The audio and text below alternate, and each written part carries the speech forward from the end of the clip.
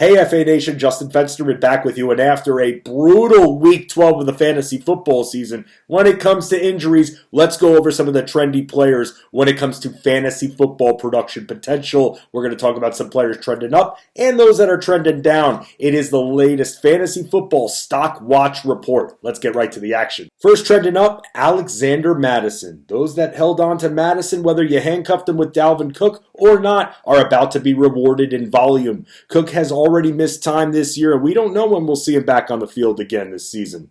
His injury hasn't been marked as season-ending just yet, but Mattison should have at least a few games with a high production ceiling. Up next for the Vikings are the Lions, and Mattison destroyed them for 113 yards on the ground, and he caught 7 passes against the Lions.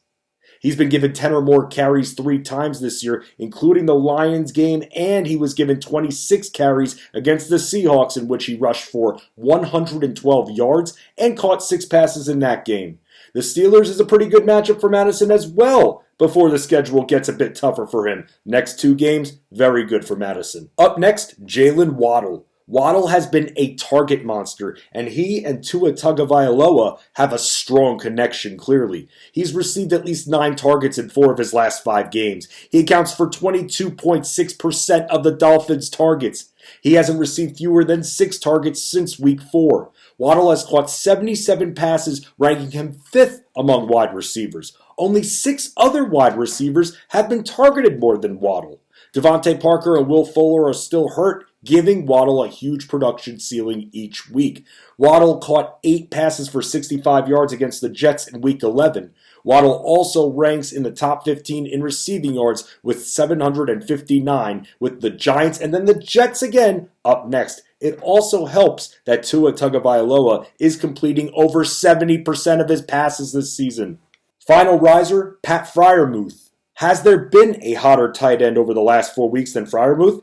Nah. He's scored nearly 70 fantasy points in PPR leagues during this stretch. He's caught 5 touchdown passes in the last 5 weeks. While Ben Roethlisberger looks like he's ready to retire, Friarmuth has received 15 red zone targets this season, which equates to 25% of the Steelers' red zone targets, thus making him ultra appealing in a very unappealing Steelers passing attack. Only Hunter Henry and Dawson Knox have caught more touchdown passes than Friarmuth. The Ravens are one of the weakest teams at defending tight ends, giving Friarmuth a strong matchup. The one thing we have to watch out for is whether or not Friarmuth will have to enter the league's concussion protocol.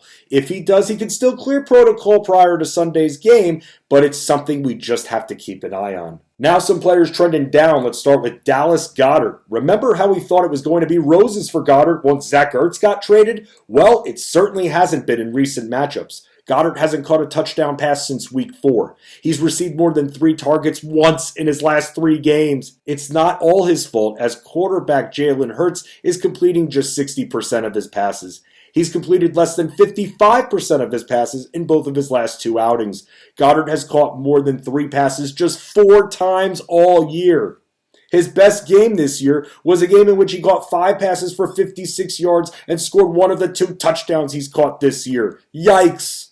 Up next, Marvin Jones. Jones is another receiver who hasn't caught a touchdown pass in a while, as it's been since Week 6 that he hit the end zone. After catching 5 or more passes in 4 of his first 6 games of the season, Jones has caught 5 passes 1 time since the Jaguars' Week 7 bye. DJ Chark got hurt early in the season, and then Jamal Agnew went out. Now Dan Arnold is out for the next month and change, and while by default you would think that targets would be force-fed to Jones, in Week 12, we saw Laquan Treadwell get more love than Jones, and according to reports, Treadwell is going to be more involved in the Jaguars' passing game, bringing fresh competition for Jones.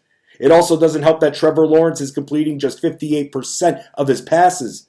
The Rams are up next for Jacksonville, and they've only surrendered 7 touchdowns to wide receivers this season. Final faller, Kenny Golladay. I don't care that he was targeted 7 times against the Eagles. Golladay hasn't been productive since returning from injury, and even Sterling Shepard being out of action hasn't helped his cause. Final faller, Kenny Golladay. I don't care that he was targeted 7 times against the Eagles. Golladay hasn't been productive since returning from injury, and even Sterling Shepard being out of action hasn't helped his cause. Evan Engram even has a bigger target share than Golladay, and Darius Slayton is right behind him. Golladay received 10.5% of the Giants' targets. Saquon Barkley being healthy also impacts Golladay negatively because he takes some of the targets away from the receivers. He hasn't caught a single touchdown pass, and Golladay has caught more than 4 passes just once in the 8 games he's been active for. And that is your latest Stockwatch report, FA Nation. Down the stretch we come. It's playoff clinching season. Let's do it. Stay focused. Don't let anything stop you. Let's all win. Good luck.